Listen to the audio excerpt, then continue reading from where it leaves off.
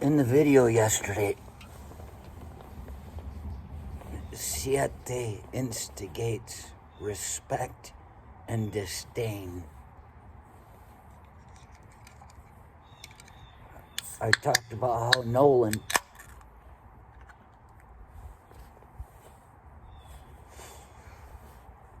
doesn't need someone to like him in order for him to like and respect them. I don't know if I learned that from him or he learned it from me, but we've been together for a good while now, getting to know each other. And I remember where it first came about for me. Somebody must have told me, because you don't just figure these things out on your own. That would be called learning. And people rarely learn things. They're taught things. I'm gonna teach you a lesson. We're supposed to be taught things. The more you learn, the more trouble you are. You see the difference? Teaching someone has you having them do things just the way you told them to do it. That's teaching. But to learn something is to take something you've been taught, or possibly not even been taught, but it should go in with the teaching part. Take something you have been taught, master it to a point of understanding, and then find a better way. When you stay with the basics, you'll improve upon them. Making a better rat trap, they say, I guess, mouse trap. But the first time I had it come through my life was when I was in the Army, and Master Sergeant Richard Knox was my NCOIC, non-commissioned officer in charge. Basically, my boss, my supervisor. And he didn't like me. And once Carol Arnold, who was my roommate, who worked with me, he once told me that Master Sergeant Knox had said to him, "Ha! Hellerquist must be a genius, because nobody can be that stupid." And I said, ta-da! Oh, Master Sergeant Knox was a very intelligent man. I respected him very much. But he just couldn't stand me. And I realized, even, as he was my NCOIC, I realized I don't care whether he likes me or not. I liked this guy. He was an intelligent man. He was very well disciplined and organized and driven. And he was in the military because he wanted to be in the military, not because he had joined for a couple of years and knocked up the chick from home that he was writing in basic training because he was alone, and now they're pregnant, and he's got no other path in life because he's a stupid bastard and might as well make 20 years out of the Army, out of the military. A lifer without a life. He was not that kind of person. He was well designed for the military, and he could have been doing anything he wanted. He's the kind of soldier we want. He's the kind of man we want in the military. Good morals, good fabric, a good mind. And I respected him very much. And even when we were going to Iraq, we were in Iraq at that point. Pretty sure. Yeah, I ran into him. He'd already moved on. He went down to 20th Engineer Brigade, as it turned out, down Ardennes. It's a leg unit, but it's full of paratroopers. They don't jump, but they're on Bragg. You got a lot of paratroopers. Not required to be a paratrooper to be in the 20th. You can be a leg and still be in the 20th. It's a respectable unit.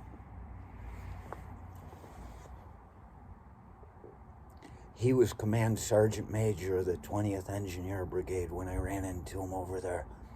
Again, after not seeing him for years. And I was like, Sergeant Major. The one time I walked into the office and he looked at me and said, Richard? I said, Richard? Because that's his name too. And he looked at me like I shouldn't have said that, and he was right. That was totally subservient, whatever you call it. Insubordination, that's it. But he was very serious. He didn't like the joke. It wasn't a joke. It was just, it was too much of a fraternization, I believe. And he was a man that lives by the rules, that could do that and still be a decent person.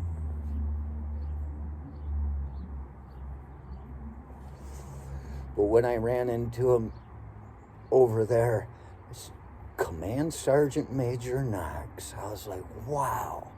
You know, all the people that were around me, they became somebody. And it's funny, they all tried to change me. And usually after they weren't in charge of me anymore, that's the problem. Anybody that was in charge of me hated me generally, because it seemed like as soon as they were coming, they already knew about Elderquist. Like, people told them, you need to get that boy in line. And they'd come on hard and give up. But not Master Sergeant Knox. And there he is, Command Sergeant Major Knox, taking a unit into war. He's in charge. And that's what those soldiers want to do. They want to take their men into war. And he got to. And Sergeant Major Knox. And he was like, ha! He still fucking hated me. I was like, wow. I don't care. I respect this man. And I felt like, you know, the whole what about Bob? And I feel good, I feel great, I feel wonderful, people like me, whatever the hell. I felt like, well, if he comes around, he comes around. But otherwise, it doesn't mean I have to disdain the man. I don't have to despise him. And he never did like me. Very good. That's a man of principles. That's a man that knows trouble when he sees it at the Christmas party. Troublemaker. And then I went on, I got out, and I was at San Jose State University, and I had some kind of communications class with Kim Massey with a B. And at the end of the lecture, all the time, as people were getting up and walking out of the lecture hall, there'd be this guy that comes in, and I'd hear people saying, that's Dr. Barron. That's Dr. Stanley Barron. That's Dr. Barron. He'd always come in and see her at the end, like Bill Pearson would go see Miss Walchek in high school. He was a Fulbright scholar. And so he was supposed to be something special. And then I ended up doing a semester in England, and he was there. He was one of my instructors. And before that had happened, right away he didn't like me. But before that had happened, Dr. Kim Massey with a B, she was a very attractive woman.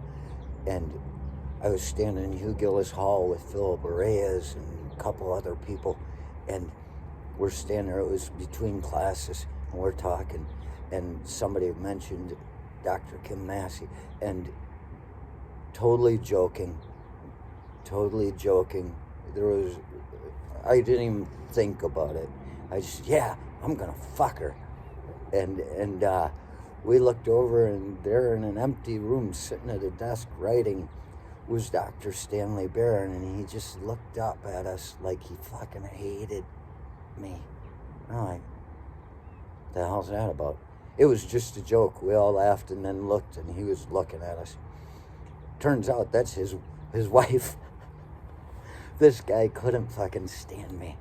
And he became my teacher in England. They both went over there and taught. And he just, in class, he was anything I would say, which he had every right. It's always smart ass stuff. It was always, he'd just attack me, verbally, just with his eyes. And I'm like, yeah, I remember. Oh, yeah. But he was a respectable man that I respected. I said, I don't care if he likes me or not. I like this guy. He was a fine figure of a man, good Polish man, Baron, with a real Polish name, not one with a ski on it. B-A-R-A-N, I believe, but it might have been O-N, Dr. Stanley Barron. And he hated me because I told everybody I was going to fuck his wife, and we all laughed while he was sitting there. And it's like, I still respected him.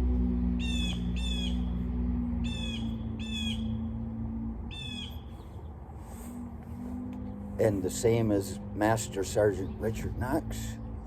I figured, I don't care if he likes me or not, I like this guy.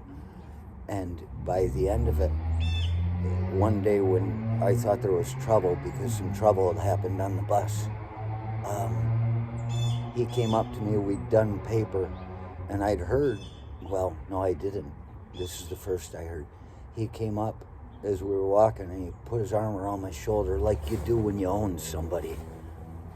He put his arm around my shoulder with his hand on it, and around my back with his hand on my shoulder, and was walking with me.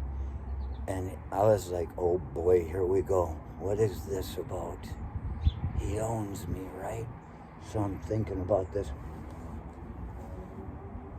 And he says, I graded your paper. And I said, yeah? He says, you got a perfect score. I said, oh, okay, thank you. And after somebody asked me, what the hell was that all about? I told them what he said. And they said, he doesn't give perfect scores. I think it was Kevin that said he was in a class with this chick that thought she deserved a perfect score. She came up complaining at the end of class with her paper, said, I deserve a perfect score. He says, you don't get a perfect score until your paper is perfect. And that was his idea. That's the only way you get a perfect score. And after years, I could have easily hated him back and been an asshole and made this big rift, but patience, man. Given time, he came around and he gave me whatever respect he felt I deserved.